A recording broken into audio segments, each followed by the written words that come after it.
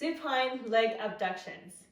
Continue to challenge through your glutes by working on the outside, okay? Lower down in your semi-supine position, both legs up to tabletop, one at a time, and then you're gonna point your toes to lengthen.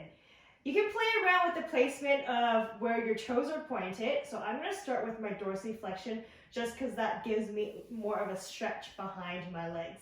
You're gonna open up to the side, as wide as you can reach, getting a good stretch through your inner thighs, and then you're gonna zip it in.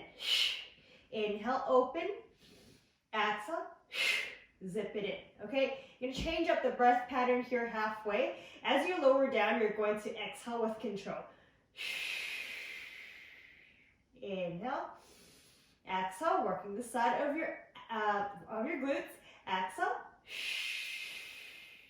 inhale, bring it back up. Option here to make it a little bit more challenging to keep your chest lifted the whole time. Again, play around with the feet placement if you like. Open up, close it in as you exhale. Open up, close it in as you exhale. Option, actually keep those toes pointed. You can try out the other breathing pattern where you're going to exhale down with control. Inhale, zip it in. Exhale down with control.